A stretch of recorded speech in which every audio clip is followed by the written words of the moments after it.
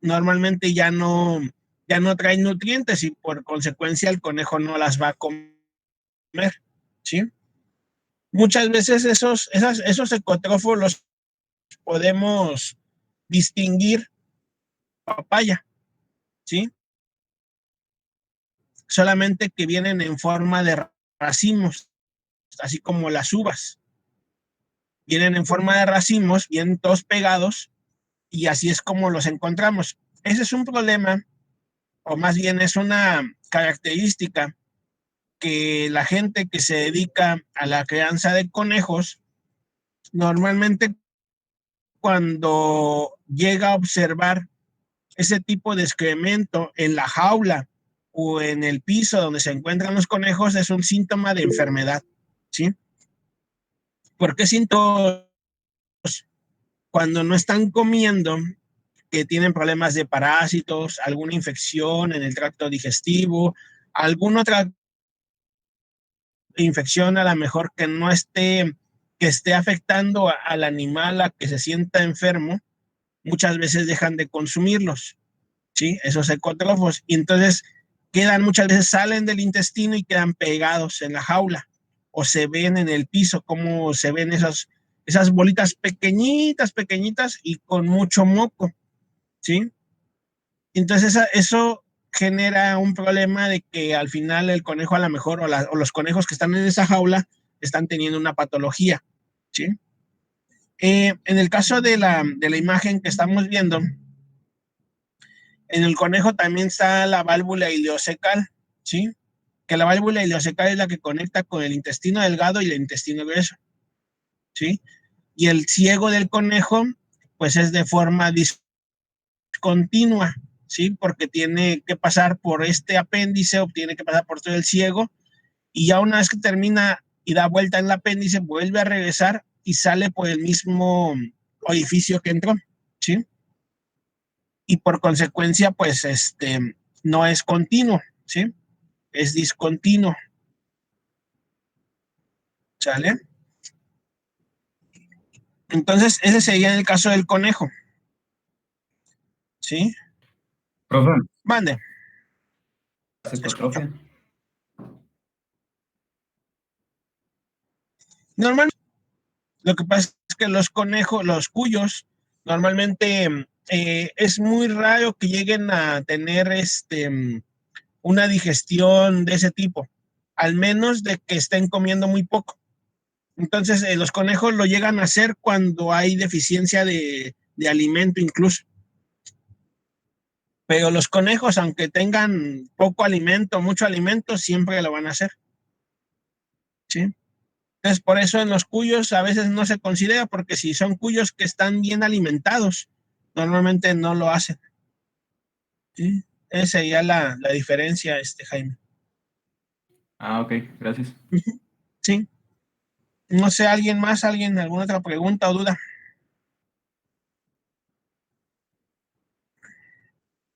¿No? Bueno, en el caso del colon de los conejos, habíamos dicho que el colon, una de las funciones era principalmente la absorción de agua, ¿no? Y en el caso de los conejos, pues este colon es muy absorbente de agua. Por consecuencia, pues el excremento siempre sale comprimido y sale en esa forma porque tiene sus estrías bien definidas. Entonces va a tener la forma de esa de bolita, ¿verdad? Y por consecuencia va a ser casi siempre muy seco porque tiene una gran absorción de agua a nivel del colon los conejos. ¿Sale? En el caso de la serpiente, pues ya dijimos, ya habíamos hablado el otro día también de ello, ¿no? De lo del estómago, del parte del intestino, no hemos hablado mucho, pero en el caso del intestino de las serpientes, básicamente no hay ni siquiera una división como tal, ¿sí? No hay una división que tenga división de incluso del intestino grueso con el delgado, ¿no? No hay una división que pueda estar definida. En el caso de las serpientes, incluso no se considera que haya colon o recto, ¿verdad? ¿Sí? Sino es un tubo digestivo nada más parte del intestino, desde el intestino delgado hasta el grueso, es un tubo nada más, no hay ciego tampoco, ¿sí? No hay y al final pues termina con una cloaca, ¿no? Como en las aves. El tiburón, aunque ya hemos visto algunas cosas, hay una glándula o una válvula más bien en espiral, que esa sí la tienen en particular nada más los tiburones, que esa va a estar a nivel del intestino delgado, ¿sí? Esa válvula en espiral lo que va a hacer es que tenga que pasar el alimento más lento, ¿sí? Y al pasar más lento el alimento por esa válvula y por más tiempo va a estar alojado el alimento ahí. Eso lo hace que sea de una manera más eficiente el hecho de que los tiburones puedan comer a lo mejor cada tercer día. ¿Por qué? Porque están absorbiendo nutrientes de a lo mejor de una presa que tú quisieras de esa presa, porque está pasando por esa válvula en espiral. Normalmente en los tiburones no se considera que haya un intestino tampoco ciego. Simplemente después de esa válvula en espiral, que es muy grande, automáticamente viene una porción pequeñita que es considerada el recto y luego ya la cloaca, ¿sí? Pero en esa válvula en espiral vendría siendo parte del intestino delgado y parte del intestino grueso en los tiburones. ¿Sale?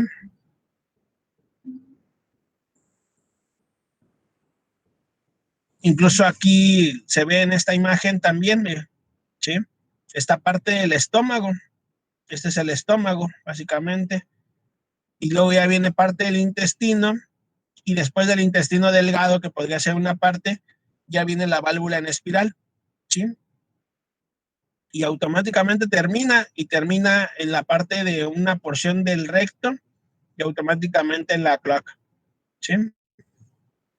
Y son las únicas especies, algunas marinas, que llegan a tener esa válvula. No todas las tienen tampoco, ¿sí? Y pues aquí vienen algunas imágenes de lo que les decía yo el otro día, o de lo que hablábamos el otro día, de los tipos de ciego, ¿sí? Y subamos aquí, miren, vamos a ver, subamos aquí. Este de aquí, que es una pequeña hendidura.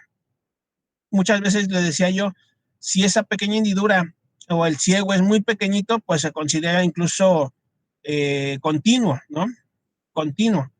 Pero muchas veces a lo que me refería con discontinuo es como este caso del canguro o como el caso que está acá abajo déjenme ver si se ve. Ay, este de acá abajo, creo que es el del conejo, este de aquí abajo, ¿sí? Entonces, les decía yo que en el caso de ustedes sí saben cuál es el ciego en los humanos.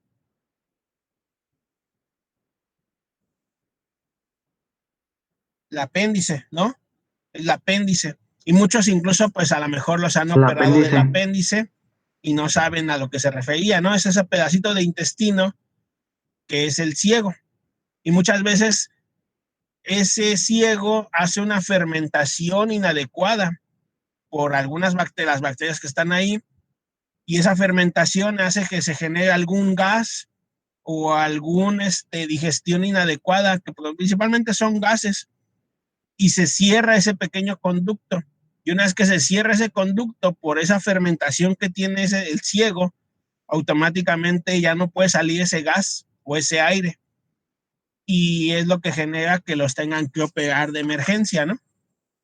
O que se tenga que operar a la persona que tiene una apendicitis, ¿sí? Pero bueno, ese es otro show con las personas, ¿no? Que tienen ese problema. A mí me la quitaron hace ya muchos años. Yo no tengo apéndice. ¿Sale? Y pues básicamente sería hasta ahí, chicos, porque esto ya es otra cosa que les había explicado luego, pero bueno, se las explico nada más rápido. Se supone que nosotros vimos lo de los rumiantes, ¿verdad? Vimos cómo está el sistema digestivo, ¿sí? Vimos cómo se consideraba el sistema digestivo de los rumiantes y cómo era, ¿no? Pero aquí, en esta imagen, básicamente es cómo es que los rumiantes posiblemente puedan adquirir o no adquirir sus alimentos. Y en base a eso, cómo los adquieren y cómo son la capacidad de selección de los alimentos. Aquí muchas veces dicen es que las chivas son las que se comen todo lo que se encuentra a su paso, ¿sí? Y sin embargo, las chivas, si se dan cuenta, aquí tiene una flechita y aquí tiene otra flechita, ¿no? Y ellas se encuentran intermedio. ¿En qué intermedio? Que pueden ser muy selectivas, exageradamente selectivas de su alimento, o pueden irse a la parte de no ser selectivos, ¿sí? Y eso que no sean selectivos, pues hace que sea una especie que pueda sobrevivir a las sequías, que pueda sobrevivir a cuando hay mucho alimento o cuando hay muy poco alimento. Y sin embargo, la parte de lo que son los borregos y la parte de los bovinos, normalmente esos no son nada selectivos y eso sí arrasan con todo lo que pueda haber en el ambiente, ¿sí? Y el problema es que son muy difíciles de adaptarse cuando se trata de seleccionar sus alimentos. Normalmente no lo pueden hacer, ¿sí? Son animales que no tienden a tener selección de sus alimentos. Entonces, para la cuestión del pastoreo, se vuelve complicado porque van arrasando parejo con la planta, con las raíces, con todo eso, ¿no? Esa sería la explicación de esta imagen, ¿sí? Y básicamente, pues sería todo, ¿no? No sé si hay alguna pregunta o alguna duda, chicos.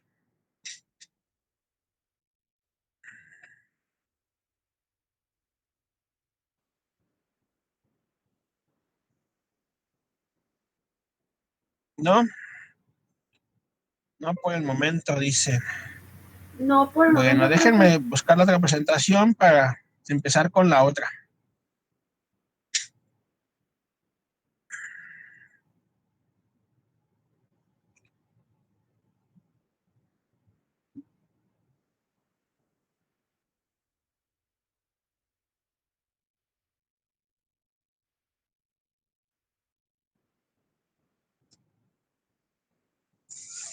Déjenme buscarla.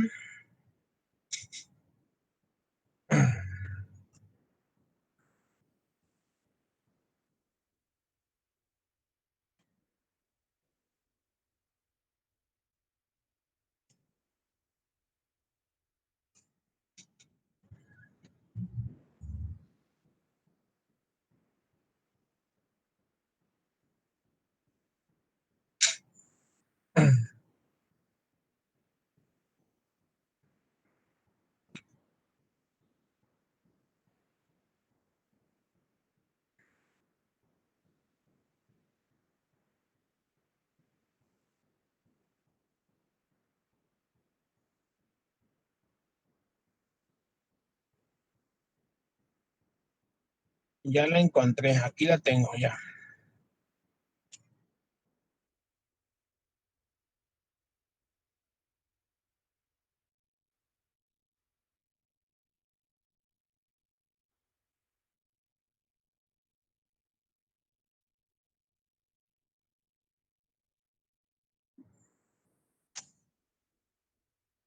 Bueno, entonces, no hay ninguna duda, chicos, de la cuestión de los sistemas digestivos.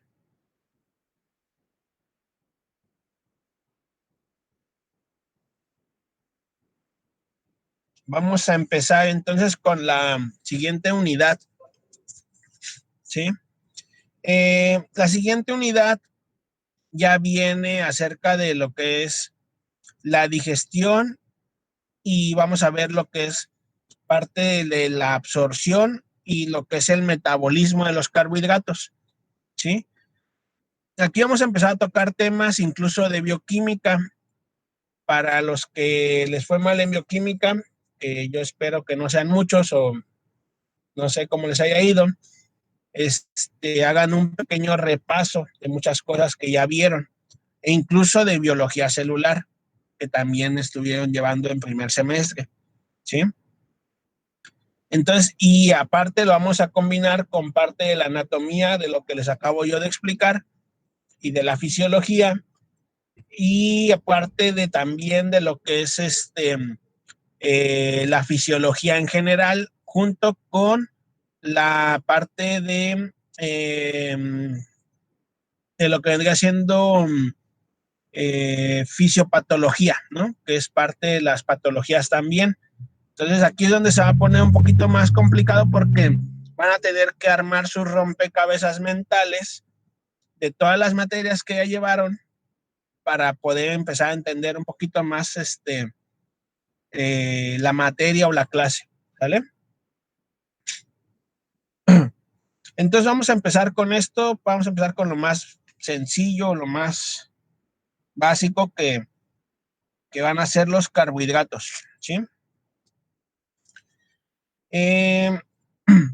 Entonces les decía yo que vamos a ver 3 procesos diferentes y tenemos que irlos viendo hasta en dónde se va a llevar cada cosa, ¿sí? En este caso tenemos que ver la digestión, la absorción y el transporte y parte de lo que es el metabolismo, ¿no? Si vemos ahí en la imagen, vamos a ver que la digestión de los carbohidratos se va a llevar principalmente en 2 partes. Una de ellas, en el caso de ahorita vamos a enfocarlo en el caso de los monogástricos, ¿sí? Vamos a hablar como si fuese un perro, como si fuese un cerdo, un caballo, ¿sí? Donde no intervienen los otros preestómagos, ¿verdad? Entonces vamos a ver que la primera parte de la digestión se va a llevar a cabo en la boca, ¿sí? En la boca va a haber una enzima en particular, bueno, va a haber varias, pero que degraden los carbohidratos, principalmente va a estar la amilasa salival.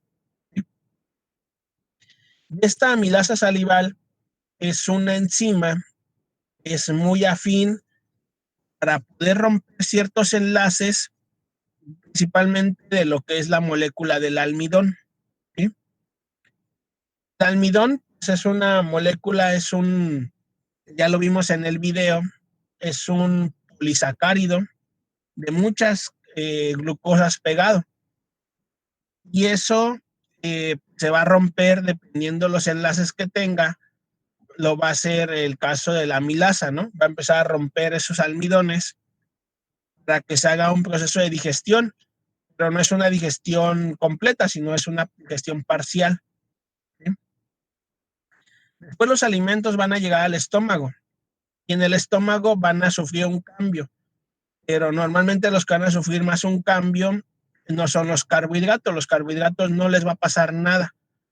Ahí en el estómago no hay enzimas que degraden los carbohidratos, sino todo lo que pasa en el estómago va a tener que estar relacionado con las proteínas, que ahorita no vamos a ver proteínas todavía.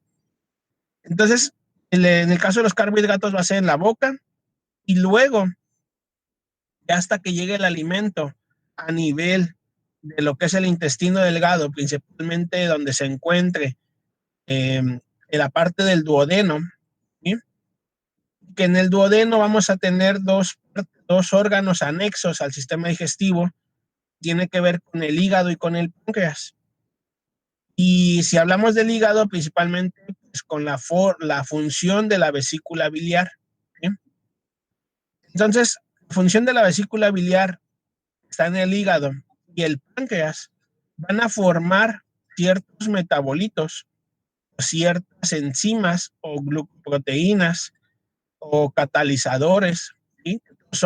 Todos son, vamos a lo mismo, van a ayudar a que esos carbohidratos se empiecen a digerir todavía más en pequeñas partículas que al final tienen que convertirse solamente en una molécula de 6 o de 5 carbonos, que son los famosos carbohidratos, pero que son ya monosacáridos, o sea que es una sola molécula, ¿sí? Y esa que es una sola molécula entonces sí va a poder ser transportada y ser absorbida por las células epiteliales. En este caso vamos ahorita a ver cómo están las células epiteliales del intestino, ¿sí? Y entonces estas células van a poder absorber esos monosacáridos y después, ya que son absorbidos y que pasan al torrente sanguíneo, ¿hacia dónde van a migrar? Principalmente van a irse a la parte de lo que es el sistema porta. El sistema porta, ustedes ya recordarán, es aquella irrigación que va del intestino principalmente a lo que es el hígado, ¿sí? Y una vez que esa comunicación se da, vamos a tener una función muy importante en el hígado, de hacer una selección de esos carbohidratos, de poderlos llevar a destino correcto. En este caso, para la función del mismo hígado, para la función de otros órganos o incluso para la formación de nuevos componentes a nivel hepatocitos. ¿Sí? Los hepatocitos que dijimos que son que son las células del hígado, van a ser las encargadas de generar algunas cuestiones importantes con esos carbohidratos, simplemente liberarlos del hígado y hacerlos que pasen al torrente sanguíneo en general, y otros órganos se van a encargar de esa molécula. Principalmente ya cuando hablamos de eso, estamos hablando ya nada más de la glucosa, ¿sí? Porque en el hígado todas las moléculas que podían ser absorbidas se van a convertir al final en glucosa, ¿sí? La glucosa es la única que va a estar en el torrente sanguíneo viajando. Otros órganos pueden ocuparla, ¿sí? Y eso lo vamos a ver básicamente pues, por esas partes. Vamos a estar viendo todo. Y entonces vamos a tener que acordarnos de muchas cosas, ¿vale? Les decía entonces, tenemos la parte de la ingestión y con la ingestión tenemos la digestión, ¿no? Se va a dar principalmente a nivel de la boca y a nivel del intestino delgado. Después de ahí vamos a tener parte de la absorción y el transporte, ¿verdad? Que son dos cosas que van pegadas de la mano. Y automáticamente una vez que ya está formada o está generada el último metabolito, o en este caso el último monosacárido, que es la glucosa, esa es la que va a intervenir en todos los procesos del metabolismo que tienen que ver con la energía, ¿sí? Del cuerpo. Y por consecuencia, pues tenemos que recordar cómo funciona la glucosa en todos sus ciclos metabólicos a nivel celular, ¿sí? Y qué es lo que va pasando con esa glucosa, ¿vale? Entonces, aquí a grandes rasgos, es importante que nosotros sepamos la cantidad de carbohidratos, o sea, porque es importante que nosotros como veterinarios sepamos que digan, bueno, pues a mí no me interesa saber qué pasa en el ciclo de Krebs, no me interesa nada de eso, pero es que yo quiero ser veterinario y pues de todas formas, pues tengo que aprender algo, ¿sí? Acerca de la digestión o acerca de las dietas. Entonces, aquí les voy a explicar un poquito porque es importante esa parte, ¿sí? Resulta que nosotros cuando estamos a lo mejor en una situación difícil, como es el caso de empezar a trabajar en una granja a lo mejor, y el ejemplo va a poner la granja de cerdos. Normalmente cuando estamos en una granja de cerdos, lo primero que van a ver es que dicen, bueno, es que yo voy a curar enfermedades, ¿sí? Esas enfermedades, pues, me voy a enfocar a tratarlas. Una de las cosas importantes que debemos saber es la cuestión de cómo se alimenta un lechón, ¿verdad? Al principio, pues, normalmente va a ser pura leche. Esa leche se la va a proveer la mamá. Pero después de unos días, viene esa parte del periodo de transición, del destete, en donde entonces ya interviene la parte del veterinario, de cómo hacer ese proceso de transición, ¿sí? Muchas veces, pues compramos alimento especial. Ok, sí está bien. Compra alimento especial para poder hacer la transición. Pero lo que no sabemos es qué tipo de alimento es el correcto, a veces la calidad del alimento que debe tener. ¿Por qué? Porque acordémonos que vienen de tomar pura leche los lechones. Si damos alimentos, tengan alimentos no digestibles, alimentos que puedan caerle mal, entonces ahí nos vamos a enfrentar a un problema que es las patologías, ¿sí? Y entonces ahí sí vamos a tener que intervenir con medicamentos y con todo por no hacer una transición adecuada de un alimento que le correspondía a ese animalito, a ese lechón, en su edad correspondiente, ¿sí? Ahora dice que la digestión enzimática o la digestión microbiana va a depender mucho va a variar entre un 5 al 30% de la energía, ¿sí? ¿A qué se refiere eso? Principalmente se refiere a que no todo lo que nosotros podamos hacer en un principio en la alimentación de un cerdo tiene que ver con que su intestino va a trabajar al 100%. Muchas veces también la microbiota que pudiera estar ahí va a intervenir en ese tránsito de la energía, ¿sí? ¿Por qué? Porque es un animalito, nosotros decimos, no sé si sea la palabra correcta, pero es un animalito nuevo, ¿verdad? Su sistema digestivo se va a empezar a adaptar a un cambio de alimentación. Y lo mismo pasa en los perros, lo mismo pasa en los gatos, lo mismo pasa en los caballos. Todas las especies tienen ese periodo de transición. Si nosotros no sabemos hacerlo adecuadamente porque damos un alimento, supongamos en este caso, digamos un alimento alto, a lo mejor en fibra, por decir algún ejemplo, podemos hacer un incremento a lo mejor de la movilidad de su intestino. Por consecuencia, no va a haber una absorción de nutrientes, principalmente carbohidratos, y se va a empezar a poner enfermo el animal. Entonces, lo que nosotros debemos saber con la cuestión de los carbohidratos es que debemos de dar carbohidratos de fácil digestión, ¿no? Al principio. Entonces, por consecuencia, dice ahí, ¿no? Sí, no podemos dejar de darle leche a ese lechoncito.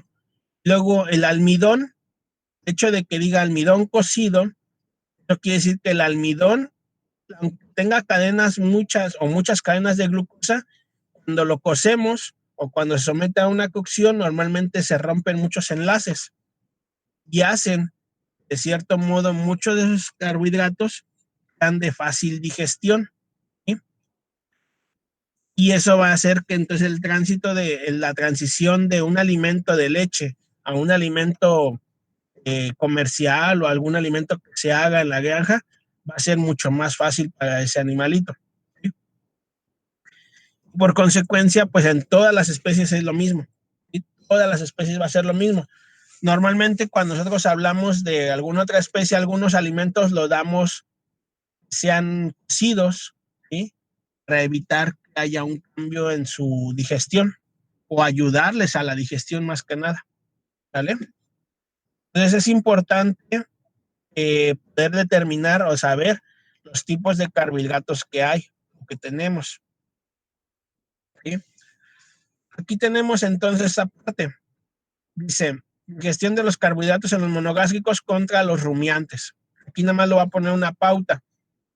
¿Por qué? Porque muchas veces aquí, como ya empezamos a hablar de esto, me confunden en que entonces los conejos y los caballos, ¿sí? ¿Son considerados monogástricos? Sí, pero ellos se ayudan mucho de lo que es parte del ciego y del colon. ¿Se acuerdan que dijimos ahorita? Se ayudan mucho, ¿por qué? Porque ellos lo hacen que funcione de maravilla su colon y su ciego. Entonces, no entran dentro de los monogástricos porque tienen un solo estómago, pero mucha de su energía la obtienen también a partir de su sistema digestivo del intestino grueso. Y eso no quiere decir que entonces pasen a ser rumiantes, rumiantes, no, sino se encuentran como intermedios, ¿sí? Y eso a veces lo llegan a confundir un poco cuando les pregunto a lo mejor algo de esto en el examen, ¿sí? Porque me dicen, es que usted, profe, dijo que los caballos absorbían muchos carbohidratos por ayuda de su colon y de su ciego. Entonces ya no nomás es un monogástrico, puede entrar como rumiante. No puede entrar como rumiante porque los rumiantes consideran que sus preestómagos, ¿sí?, son los que le van a dar la mayor cantidad de energía, ¿sí? Y al caballo, la mayor cantidad de energía, aunque lo dé el intestino delgado y el intestino grueso, tiene que pasar por el intestino delgado, y ahí es donde se da la mayor cantidad de absorción de carbohidratos, ¿sí? Pero no quiere decir, y al final nada más tiene un estómago. El que sean rumiantes es porque tienen preestómagos, ¿sí? No sé si quede claro esa parte, esa división, y no para volverlo a explicar.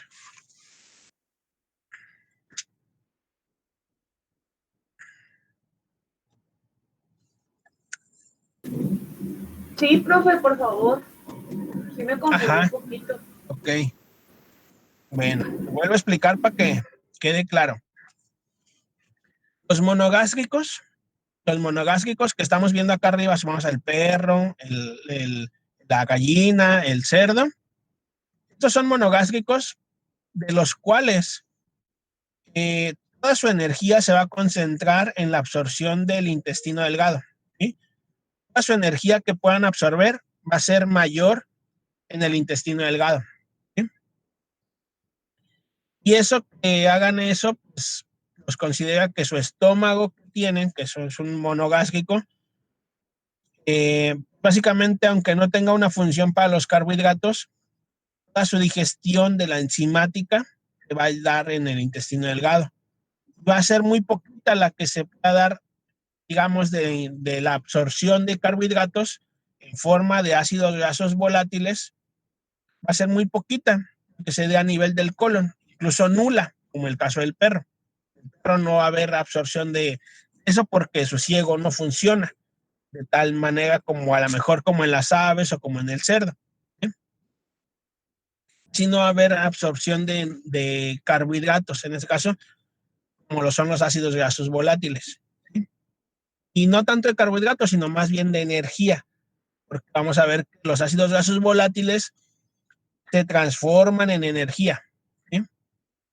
Pero en el caso de estos, es el conejo y el caballo, estos también son monogástricos, ¿sí?, porque tienen un solo estómago.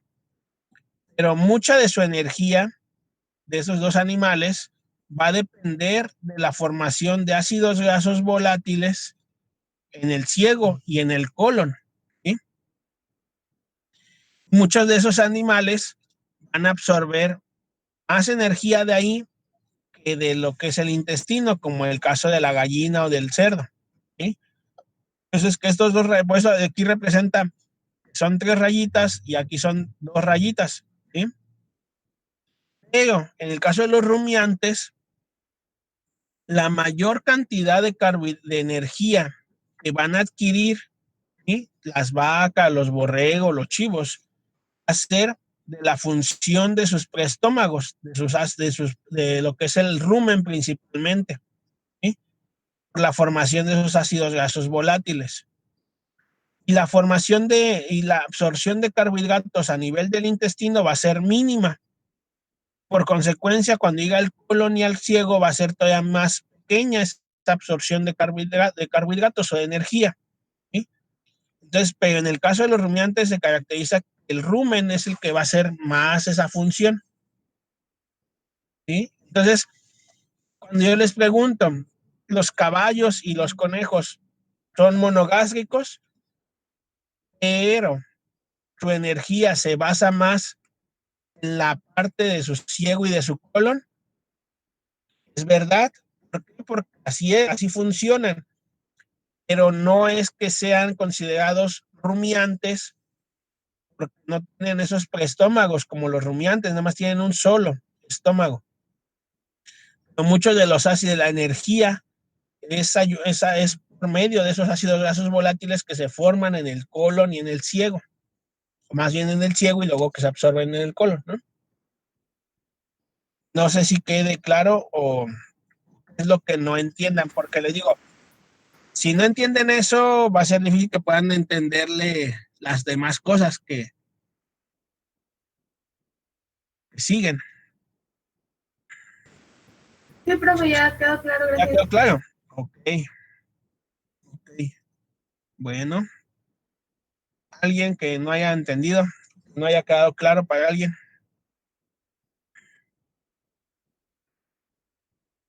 ¿no? Bueno, seguimos entonces. Se supone que entonces ya, o sea, esa es la explicación de lo que les decía ahorita, del por qué es importante aprender de los carbohidratos, ¿sí? Que van a ser una fuente de energía que va a administrársele al animal, ¿sí? Pero dentro de ellos tenemos dos formas, que son los carbohidratos, los hidratos de carbono simples y los hidratos de carbono complejos, ¿sí? Cuando hablamos de los carbohidratos simples, principalmente nos vamos a referir mucho a la glucosa, ¿sí?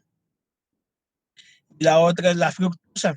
La fructosa normalmente viene de todas las frutas que tenemos, ¿sí?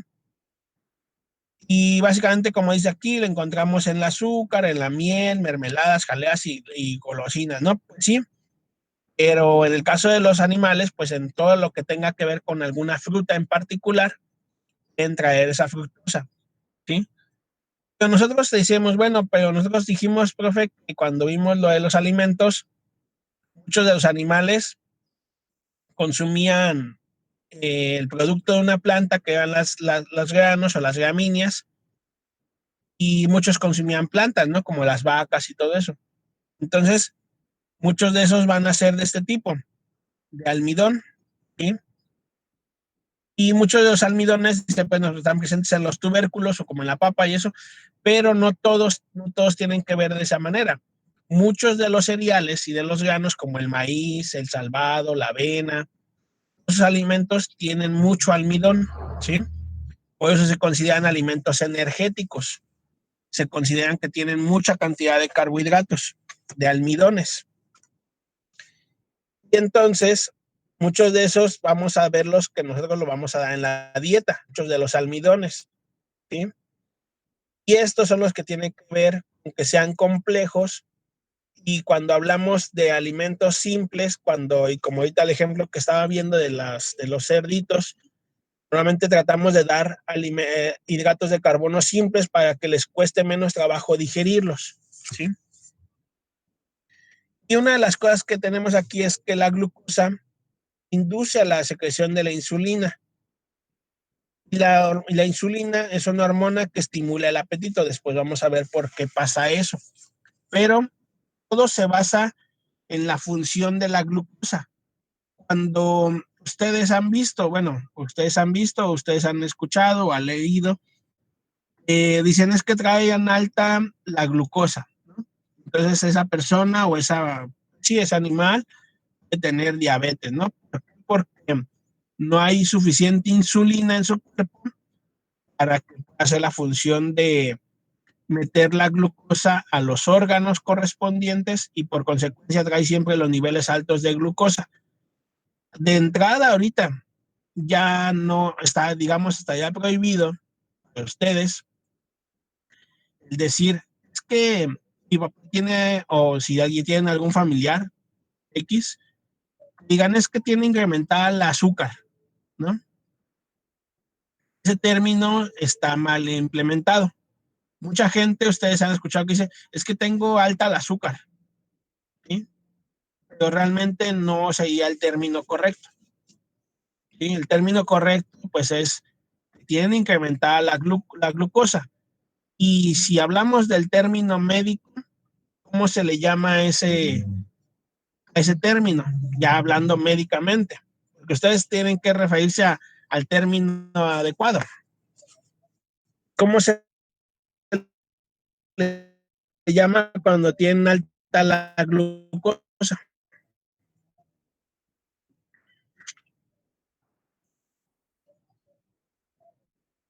Hiperglucemia. Hiperglucemia. A ver, ¿quién da más? Según yo. Según. Hiperglucemia, dice. ¿Quién da más?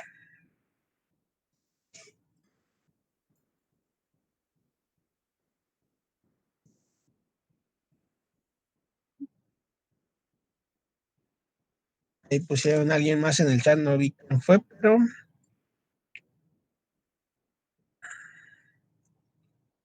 Hiperglucemia, ok, Ángel. Sí, entonces, y cuando tienen y baja la glucosa,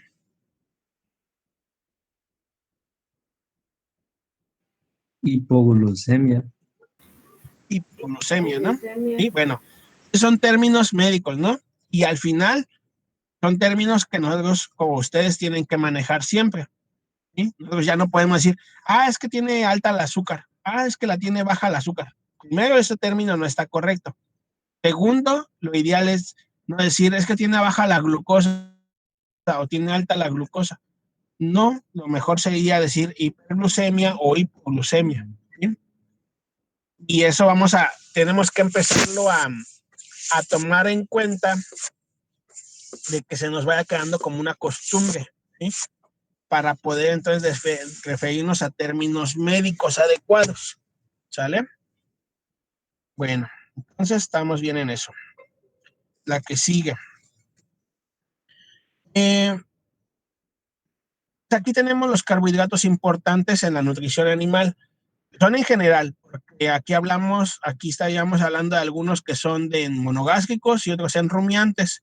Eso sería en general. Pues vamos a ver la diferenciación o cómo se diferencian. Ahorita, los más importantes que vamos a ver nosotros son estos de aquí, que son monosacáridos, que son exosas, y una es la ribosa, va también a entrar ahí. ¿Sí? Permítanme tantito, chicos, déjenme contestar esta llamada que estaba esperando desde hace rato.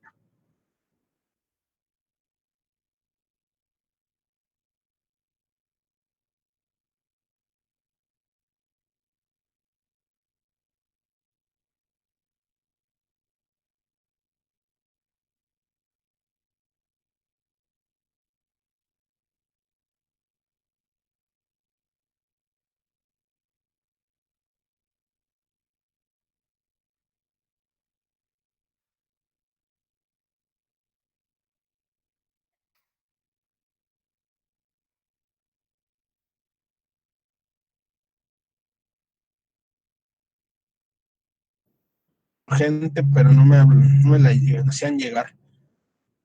Los que nosotros vamos a estar viendo más constantemente va a ser los disacáridos, que son unos de los que vamos a estar viendo, que tenemos que aprendérnoslos, ¿sí? Para poder ver la función de ciertas enzimas que tienen que ver con ellos.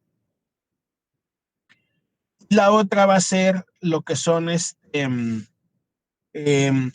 los monosacáridos. En este caso, vamos a ver todo lo que es la glucosa, la fructosa, la galactosa, la manosa y la ribosa, ¿sí? Que en este caso es una pentosa. Y esos vamos a trabajar con ellos ahorita.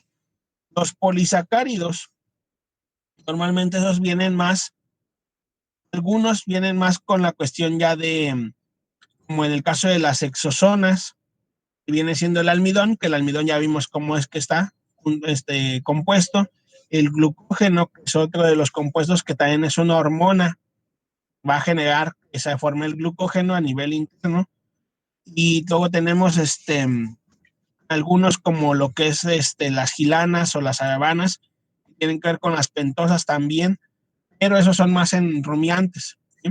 Igual que las gilosas y las arabinosas, también tienen que ver más en rumiantes. Y pues lógicamente que también ahí tenemos a bueno, no la veo ahorita, está la celulosa, perdón, ya la vi, abajo el glucógeno, es otra de las fundamentales para para la cuestión de los rumiantes, ¿sí? Entonces, véanlas, ahorita la voy a dejar ahí la imagen esa para que las vean ustedes, porque sí es importante que vean qué es lo que vamos a estar viendo, para que sepan de lo que vamos a estar hablando, porque muchas veces se empiezan a perder, ya no saben ni dónde estamos, ¿sí?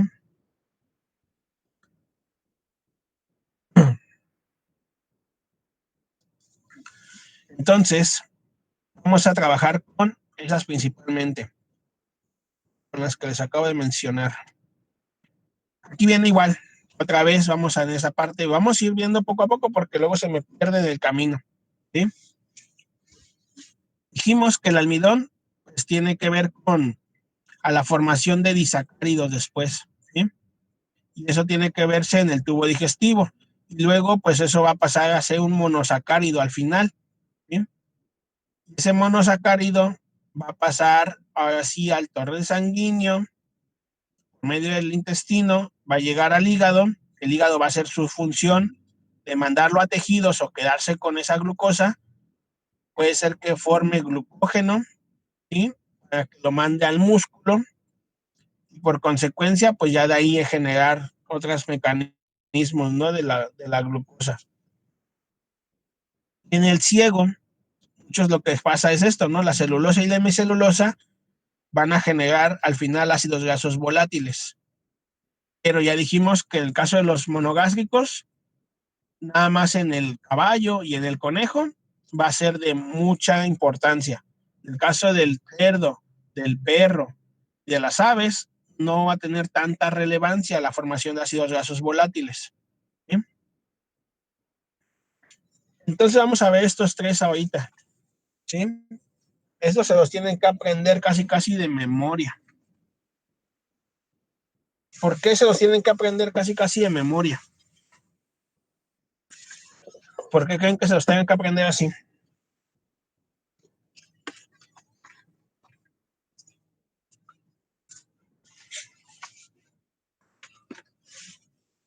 A ver, ¿quién me dice?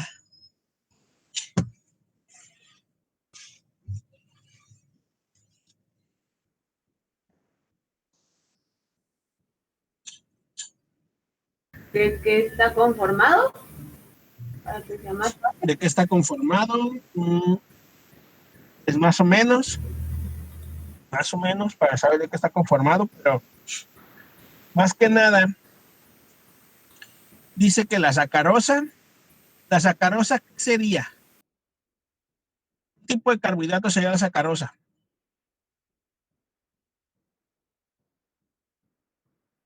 ¿Un carbohidrato complejo o simple?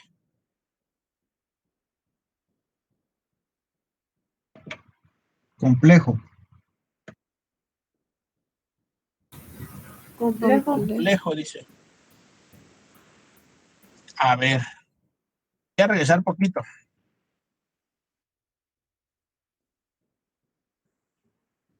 Ahí sí lo ven, ¿dónde está?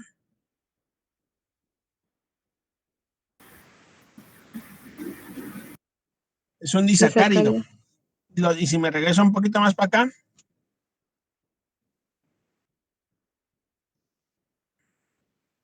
¿dónde entraría? ¿Como simple o complejo?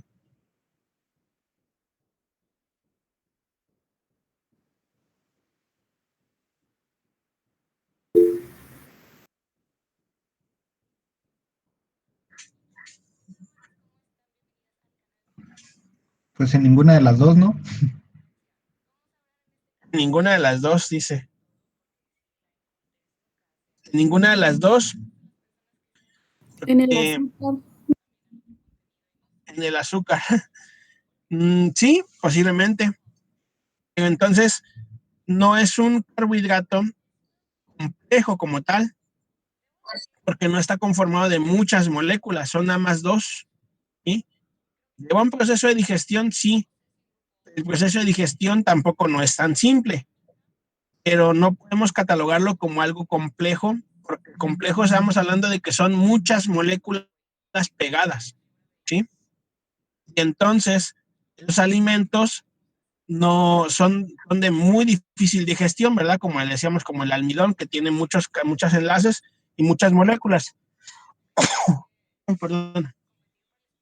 Entonces, aunque es un compuesto, es un disacárido, lleva un proceso enzimático. Al final, ese proceso enzimático nos va a dar como resultado 2 carbohidratos simples. ¿Sí? En este caso, 2 carbohidratos que son monosacáridos. ¿Sí? En este caso, ay, me dio la alergia ahorita. En este caso, la sacarosa está compuesta por un monosacárido de glucosa y uno de fructosa. Y entonces, esos dos, lo que es la glucosa y la fructosa, dijimos que ya entran dentro de los simples, y esos entonces van a ser absorbidos ya a nivel de lo que es el intestino. ¿Sí? Pero para que eso llegue a pasar, ¿dónde creen que encontremos la sacarosa?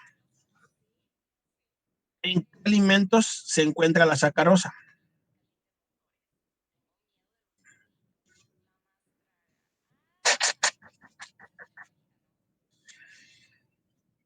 ¿En las frutas? En algunas frutas, no tanto. No, porque en las frutas encontramos la fructosa.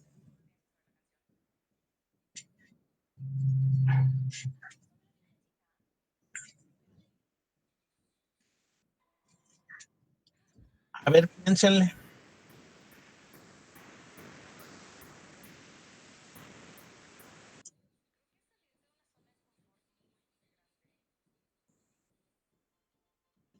Vean lo que está formado, por lo que está formado. Está formado por una fructosa y una glucosa. La fructosa viene del azúcar, la fructosa viene de las frutas, y la glucosa de dónde viene.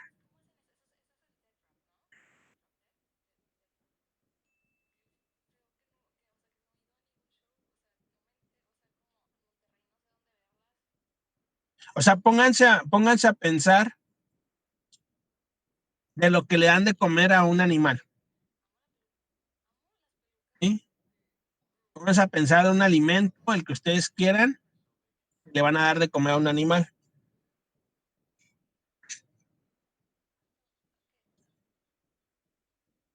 ¿Qué alimento puede tener sacarosa?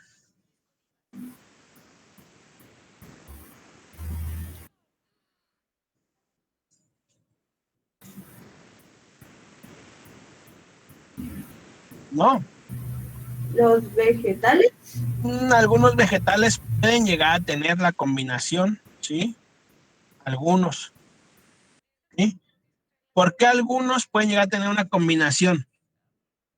Porque algunos vegetales pueden ser dulces.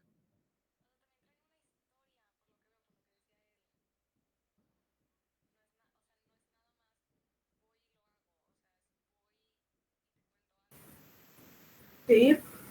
Sí, pueden ser dulces algunos vegetales, ¿sí? Y dentro del ¿Como el sí, maíz? como el maíz puede ser uno de los, pero el maíz tiene sacarosa, pero al final esa sacarosa está envuelta en el almidón que contiene.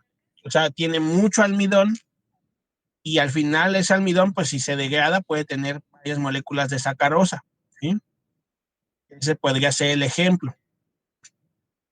Pero la sacarosa no se va a absorber a nivel intestinal, tiene que pasar por su proceso de digestión, ¿sí? Pero para que llegue a sacarosa, pues, también tuvo que haberse roto ese enlace del almidón, ¿sí? Acuérdense que el almidón pueden ser muchas moléculas, pueden ser glucosa, fructosa, ese incluso eh, este, maltosas, ¿sí? Todo eso está unido al final, ¿sí? Y con las enzimas se rompen y ya van saliendo esas moléculas. Pero va a depender del tipo de almidón. Por eso es que cuando decimos el almidón, no van a encontrar una estructura igual.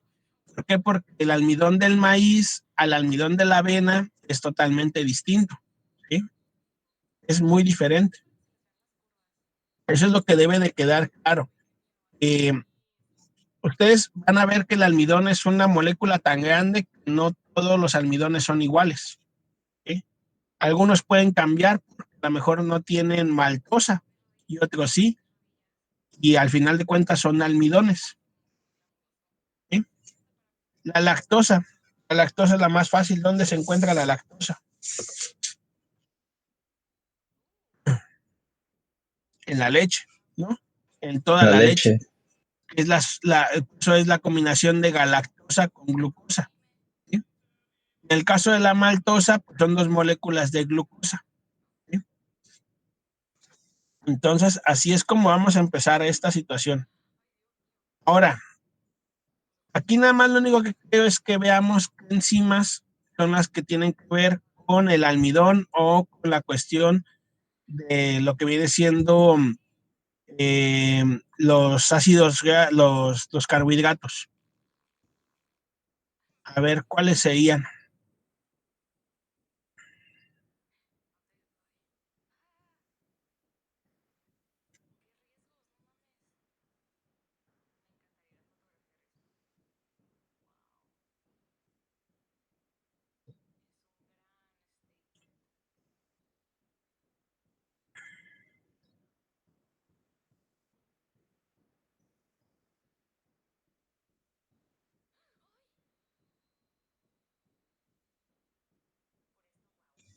¿Cuáles enzimas son?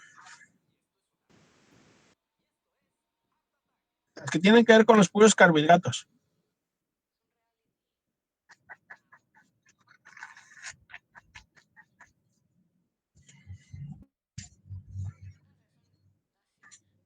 Para que se las vayan aprendiendo.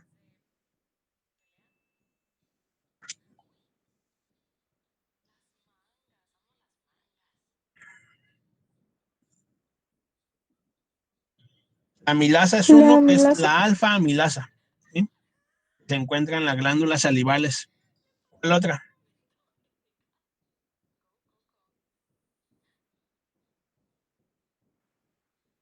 Lactasa, La sacarasa, maltasa. ¿Sí? Son 4 nada más. ¿Sí? maltasa. Con esas 4 que se aprendan, ya con eso me doy por bien servido, porque hay más. ¿Sí? Pero con esas 4, con esas, por lo menos en los monogástricos. ¿Sale? Ahora, ya vimos que esas enzimas son las que van a hacer el proceso de la degradación. ¿Sí? ¿Cómo funciona? ¿Quién se acuerda de ustedes cómo funciona una enzima? Nada más para recordar hacia grandes rasgos, ¿cómo funciona una enzima? Porque esas son enzimas, ¿no? Las que acabamos de ver.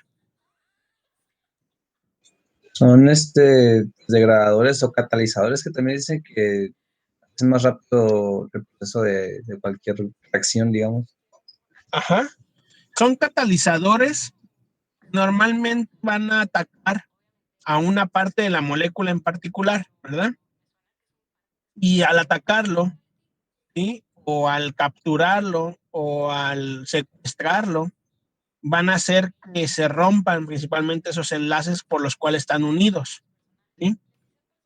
Y entonces ahí es donde interviene la parte de que pueden romperse las moléculas, ¿verdad? Se van a romper, se van a separar. ¿Sí? Y entonces cada enzima tiene también su afinidad, ¿verdad? No todas van a atacar de la misma forma ni de la misma forma rápida, y algunas son más lentas, otras son más rápidas. ¿Sí? Y aquí es donde viene la pregunta, o no la pregunta, sino más bien la parte donde ustedes, yo casi estoy seguro que algunos de ustedes son intolerantes a la lactosa, ¿verdad? ¿Cómo es que se genera una intolerancia a la lactosa?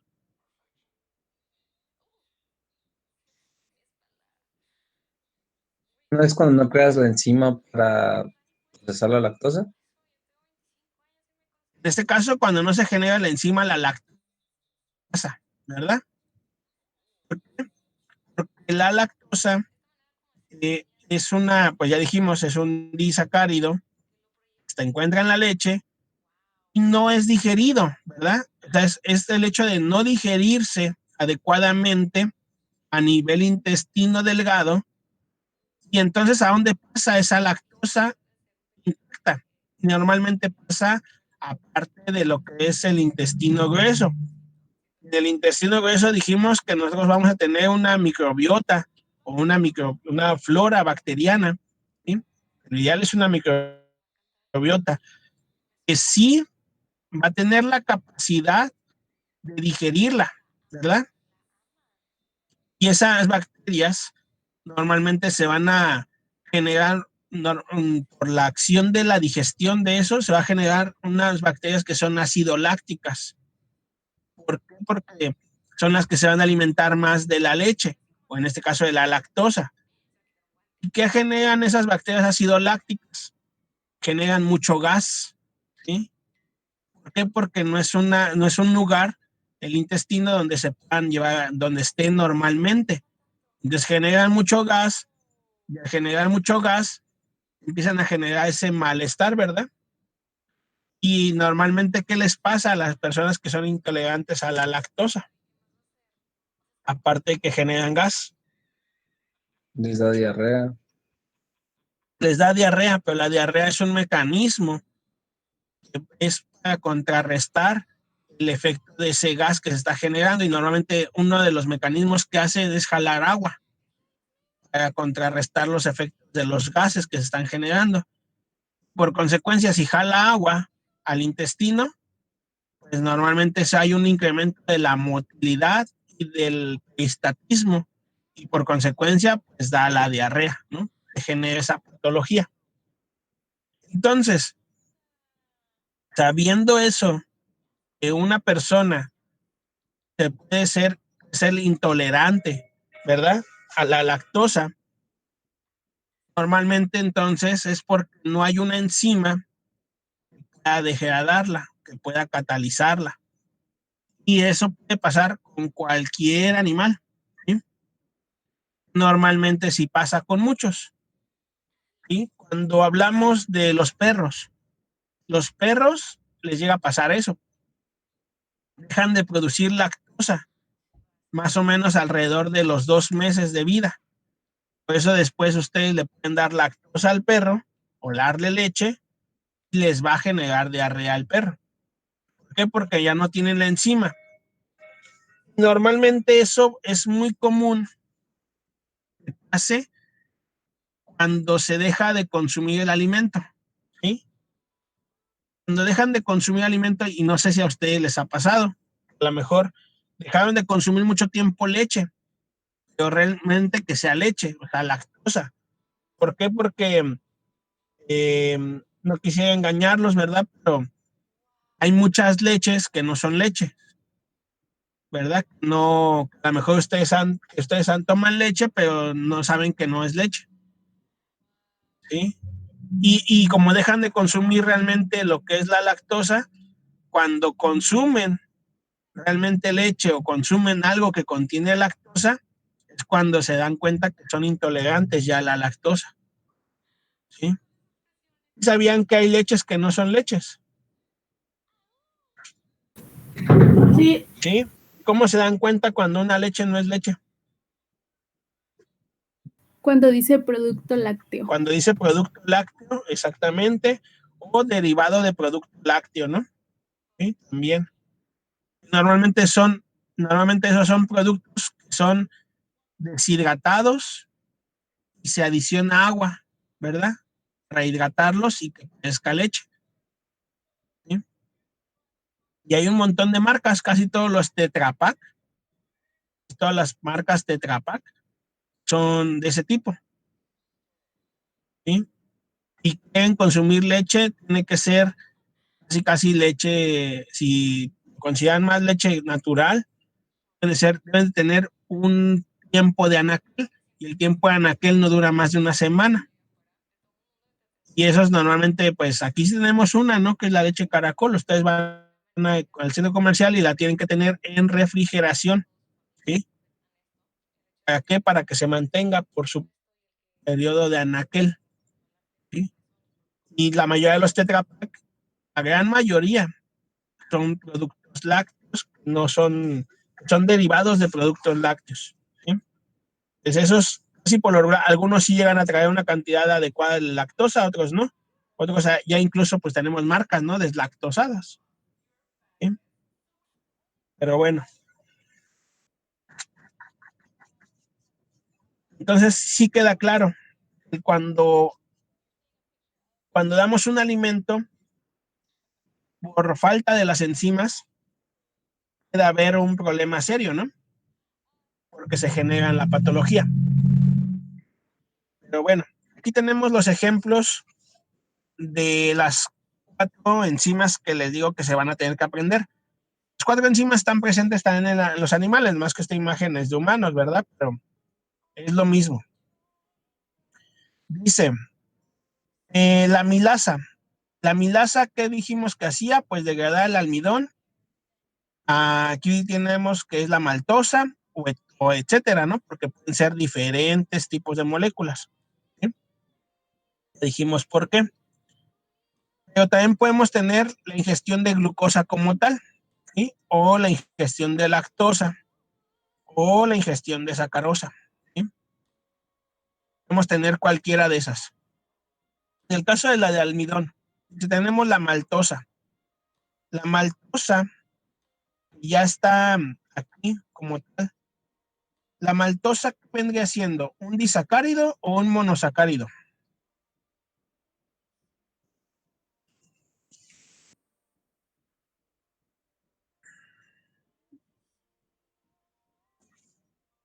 A ver, se lo voy a regresar. Un disacárido. Un disacárido, ¿sí? Ya lo regresé ahí. La maltosa tiene que haber para que se degrade. Enzima.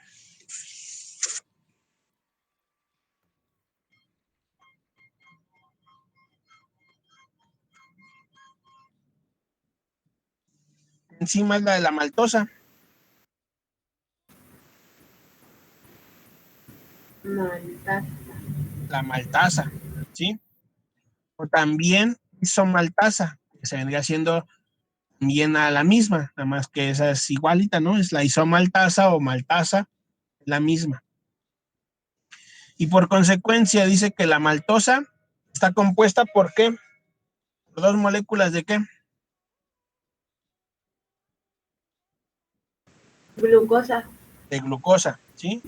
La glucosa como tal, podemos ingerirla o podemos llevarla a cabo en el proceso de la digestión del intestino, llega aquí a ser como glucosa y ahorita vamos a ver qué pasa con esa glucosa, ¿sí?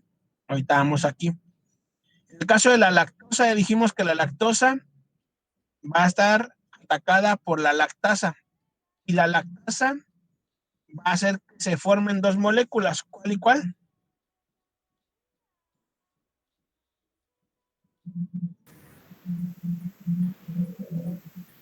Galactosa y glucosa.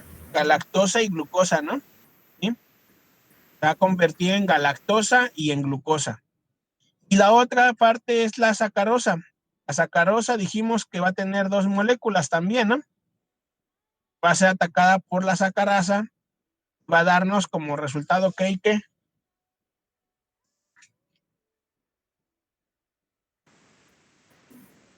Glucosa y fructosa. glucosa y fructosa, ¿sí? Y en esas 3 nos faltaría nada más una ahí. Esas 3 cosas, que es la glucosa, la galactosa y la fructosa, son los que realmente pueden ser absorbidos a nivel del torrente sanguíneo, ¿sí? A nivel de lo que es la célula epitelial del intestino. Entonces necesitamos ver, entonces, si quedó así como está en la imagen, ¿no? La sacarasa nos va a dar glucosa y fructosa. La lactosa con la lactasa nos va a dar glucosa y galactosa. La maltosa nos va a dar como resultado 2 moléculas de glucosa. Y la otra también es un monosacárido. No lo hemos hablado, que también va a ser absorbido a nivel del intestino delgado es la manosa. ¿Sí? La manosa. ¿Vale? Entonces, al final tenemos 4 monosacáridos que pueden ser absorbidos a nivel del intestino delgado. ¿Sí? Manosa, fructosa, galactosa y glucosa. ¿Vale? Hasta ahí vamos bien. O ya se perdieron. Sí, profe, aún están.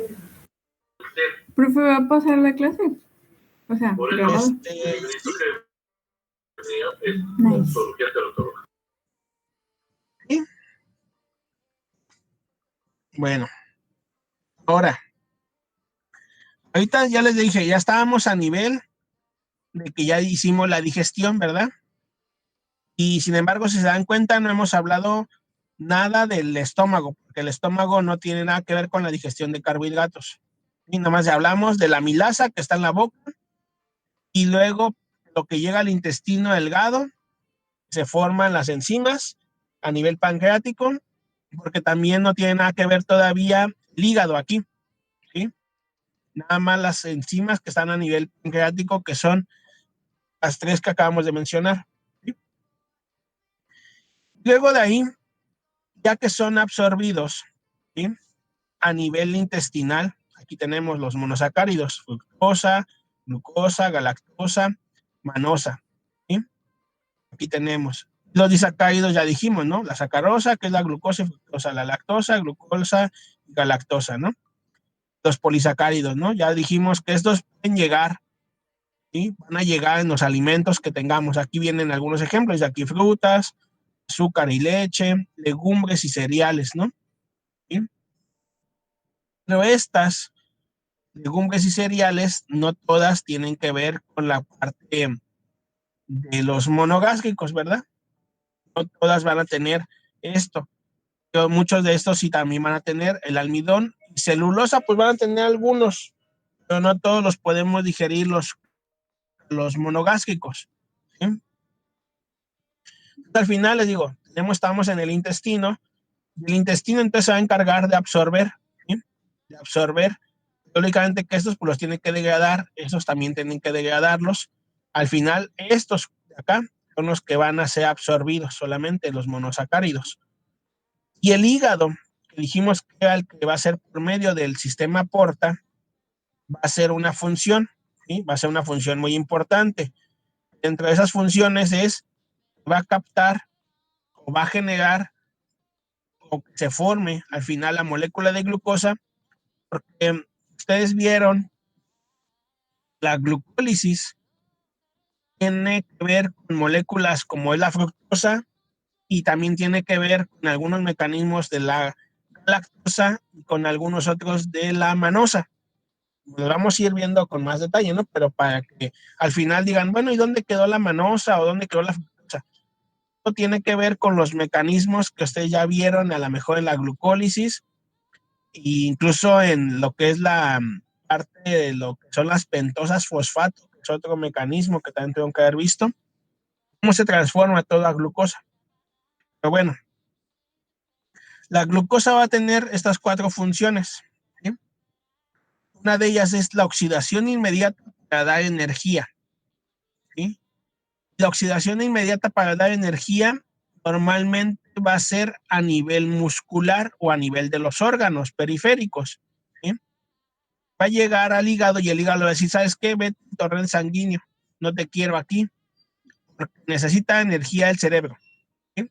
Entonces lo va a mandar al torrente sanguíneo y esa glucosa va a ir directamente a las células que se encuentran a nivel del sistema nervioso, ¿no? A nivel cerebral. Y a nivel cerebral van a absorber, esas células van a absorber la glucosa y ya absorbiéndola, la transforma en energía, ¿verdad? Luego vamos a ver cómo se hace esa energía. Pero puede ser también que se vaya a nivel muscular, ¿sí? A nivel muscular, que también el músculo requiere de energía. Entonces se va para allá, se puede ir a nivel del hígado, a nivel de los riñones, que también ocupan energía, se puede ir a nivel de las gónadas, que también pueden ocupar energía en ese momento. Entonces, esa es la manera en que se reparte esa energía de la glucosa. La otra es almacenamiento en forma de glucógeno hepático y en forma de glucógeno muscular, ¿sí? ¿Cómo se forma ese glucógeno? Pues tiene que ver alguna hormona, ¿no? En este caso es el glucagón, ¿sí? El glucagón es una hormona que se genera a nivel del páncreas. Entonces esa hormona, cuando está presente, empieza a acomodar muchas moléculas de glucosa y forman el glucógeno. Ese glucógeno es de almacenamiento a corto plazo, ¿sí? A corto plazo para poder tolerar ciertas horas de ayuno, o sea, en donde no hay alimento disponible, no hay absorción de nutrientes. Entonces eso se va a generar, ese glucógeno va a quedar almacenado en el hígado, va a quedar almacenado en los músculos. Cuando se acaba ese glucógeno, tiene que ver con la formación de que se disuelve o se vuelve a transformar. ¿Quién de ustedes se acuerda cómo se degrada el glucógeno? ¿Quién disuelve ese glucógeno?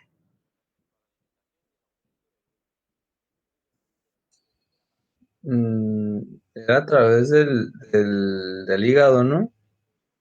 A través del hígado, pero ¿con qué hormona?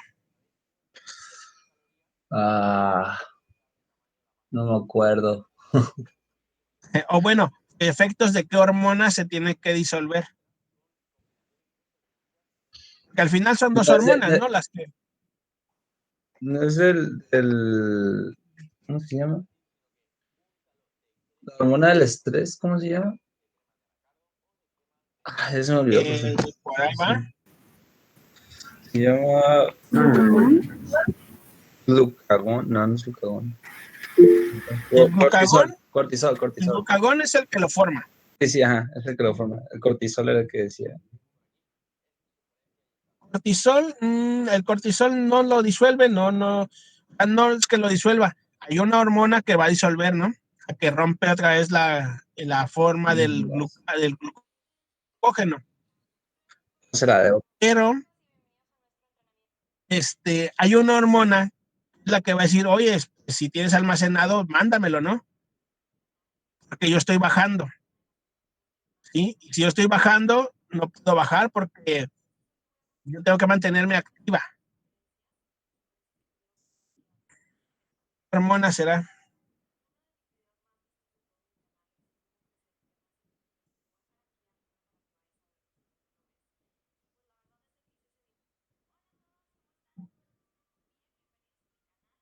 No se acuerdan. Bueno, vamos a verlo más adelante para que se acuerden, pero ahorita se los va a comentar así rápido. La insulina. La insulina es una de las hormonas que va a interactuar con la parte de la degradación del glucógeno. Pero bueno, al final, si hay mucha glucosa a nivel del torrente sanguíneo, se puede almacenar. Ya dijimos, almacena en forma de glucógeno hepático y muscular. Y la otra que también es importantísima es la conversión a grasa, almacenamiento en tejido adiposo. ¿Cómo es que le hace un carbohidrato para ser almacenado en tejido adiposo?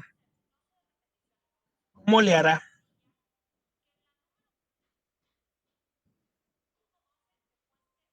¿Cómo se imaginan ustedes ahorita que digan, es que, ¿cómo de ser una molécula de glucosa se convirtió a un ácido graso?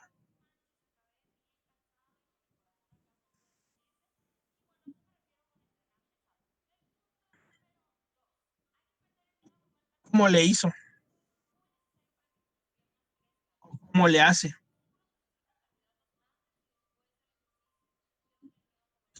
Cuando mandan la glucosa al tejido adiposo y queda almacenada y ya no se utiliza, o sea, cuando hay demasiada concentración de glucógeno en el hígado y lo que hace es que la manda al tejido adiposo y se vuelve grasa, pero no recuerdo, o sea, la reacción en sí no la recuerdo. Ajá, bueno.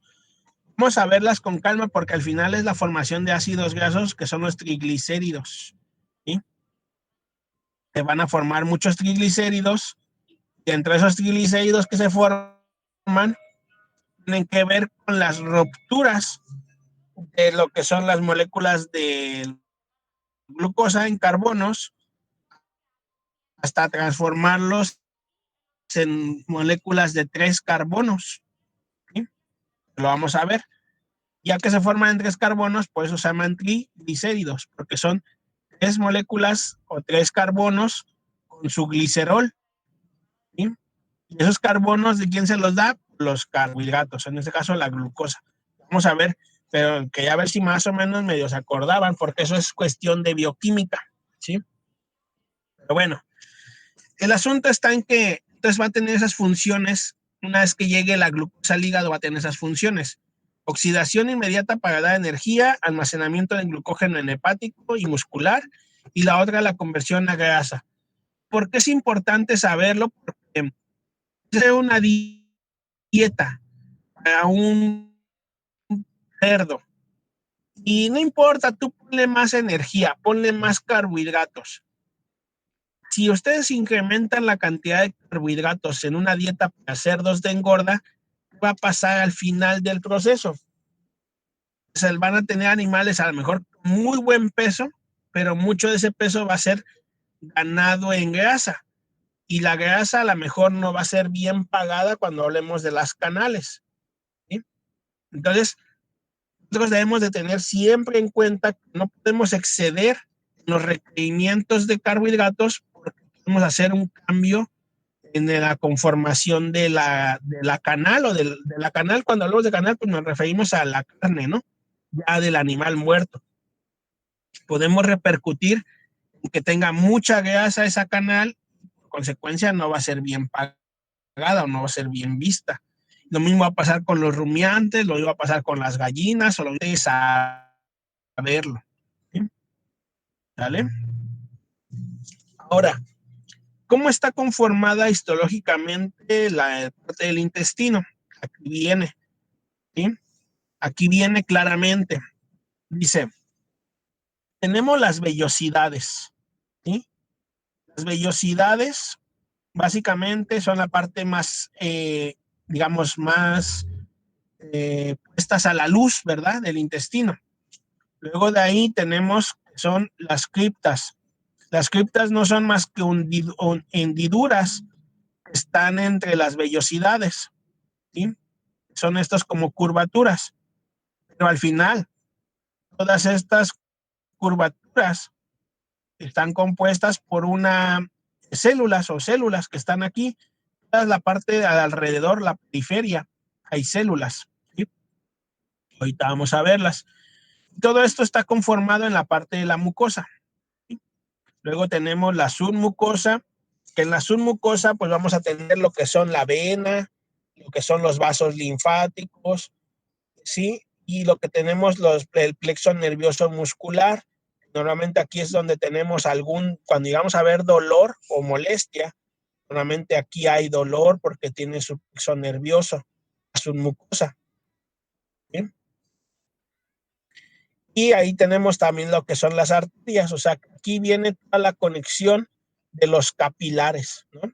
A nivel de la submucosa. Y luego tenemos el músculo circular o músculo liso.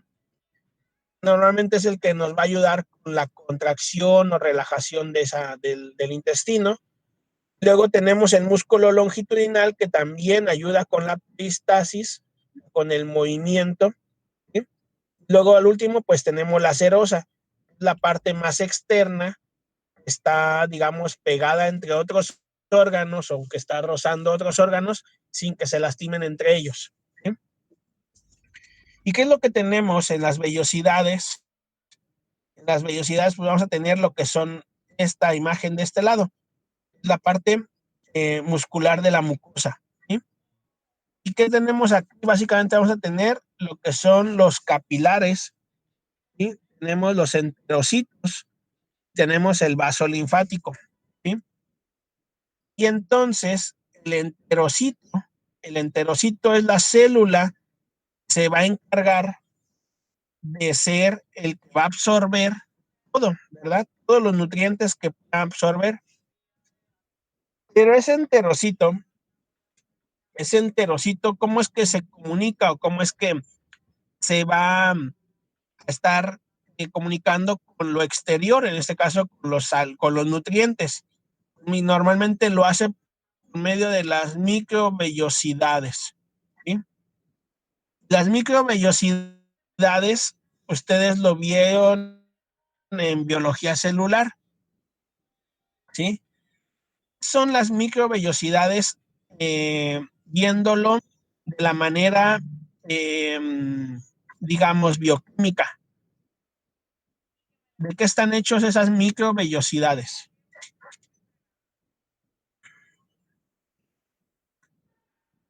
Y si lo vemos así, lo tuvieron que haber visto porque vieron lo que son las células.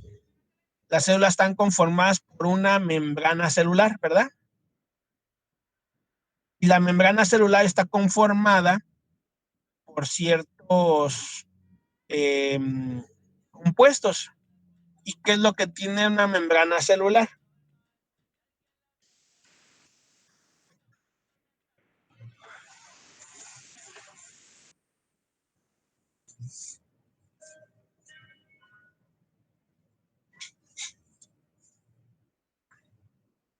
A ver quién se acuerda.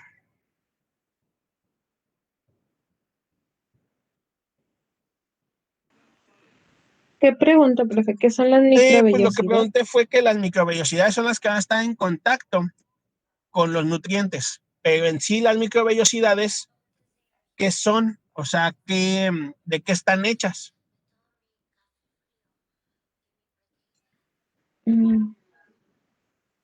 ¿De membrana? Pues sí, son parte de la membrana, pero la membrana, ¿qué tiene? Es que en sí Prolongaciones de la membrana. ¿Las qué? está compuesto. Los fosfolípidos. Fosfolípidos tiene. ¿Qué más?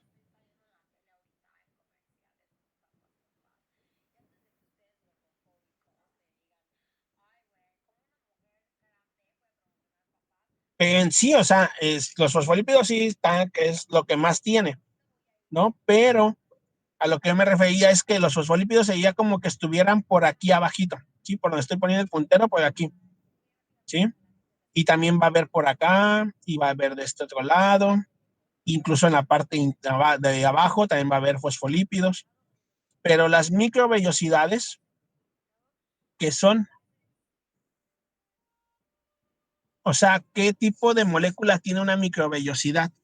Que ustedes las vieron, que incluso a lo mejor vieron alguna imagen que decía, y ese como gusanito está, y que les decían, es que estos gusanitos o estos compuestos son los que van a interactuar con el exterior de esa célula, que van a reconocerlo y que incluso pueden quedarse pegados ahí a esa parte del exterior y que son muy específicos para ciertos componentes. ¿Pero qué son?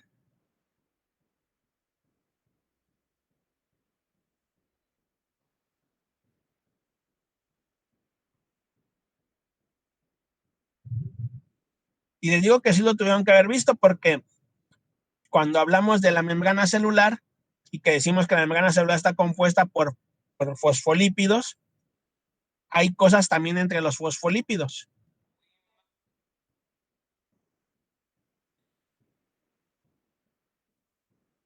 Pues deben de ser Proteínas. proteínas pues, que ayuden a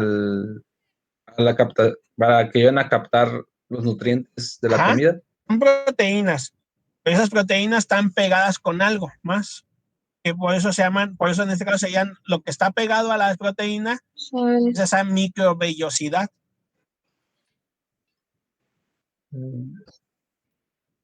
Son las glucoproteínas, exactamente, ¿sí? Esas glucoproteínas son carbohidratos o glúcidos, están pegados a alguna cadena pequeñita de proteína y que ayuda al reconocimiento específico de cada uno de los nutrientes, ¿sí? Por eso es que cada una de esas microvellosidades va a ser muy específica al momento de la absorción y el reconocimiento de la glucosa, de la fructosa, de la manosa, la galactosa. No todas van a pegarse en cada una de esas vellosidades. Cada una va a tener una especificidad y cada una va a reconocer a cada una de esas glucoproteínas, ¿sí? Y queda claro.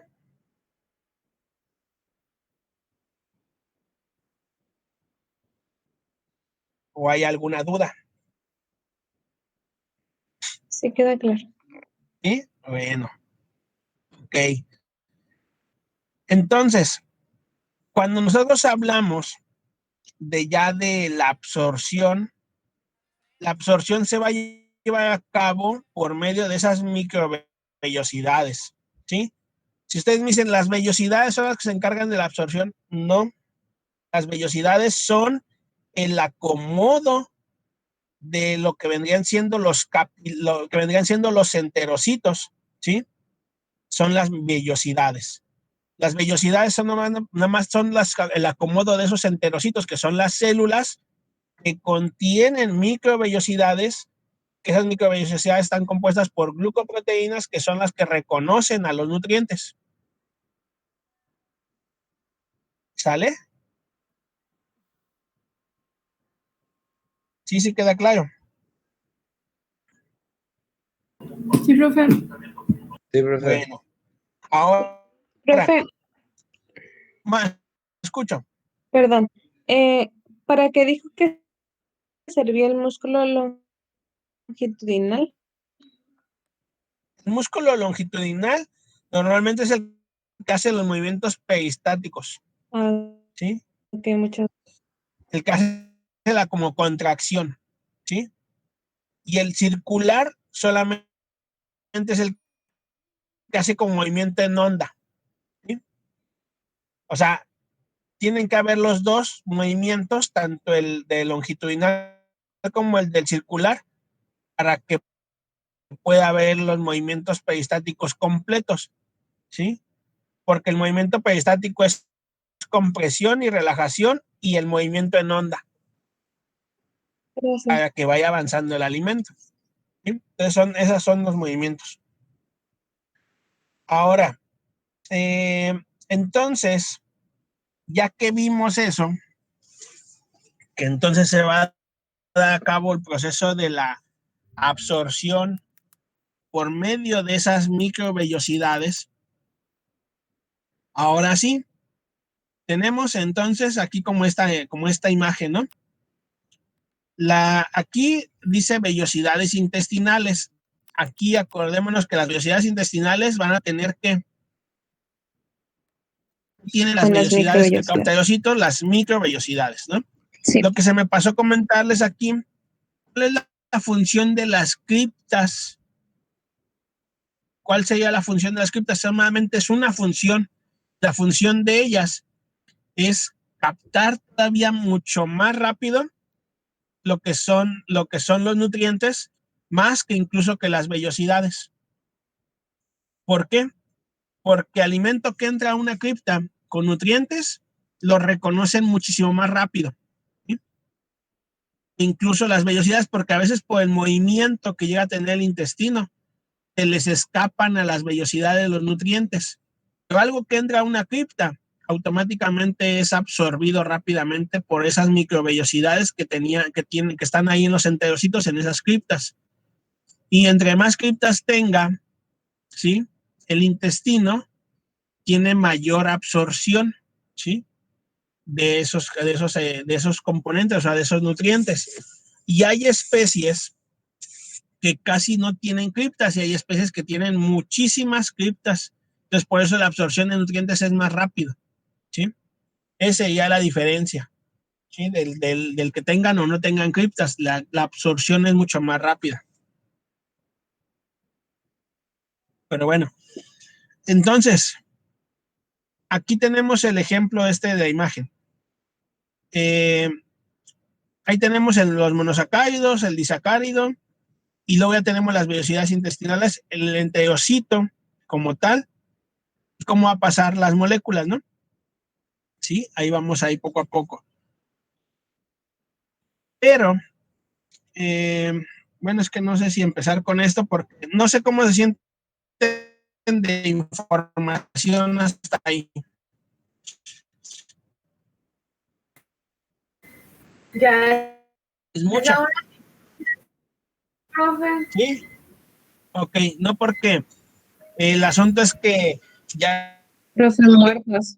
entendimos eso, vamos a ver que hay muchos tipos de glucoproteínas que se van a encargar del transporte de la glucosa. ¿Sí? Pelotas ya. ¿Sale? Y lo vamos a ver ya el viernes. De todas maneras ya le avancé lo que quería avanzarle. ¿Sale? Entonces mañana van a tener actividad, ¿no? Mañana tienen su actividad relacionado ya a esto que estamos viendo. Profe, ¿Sale? gracias. No sé si hay alguna otra pregunta, alguna otra duda.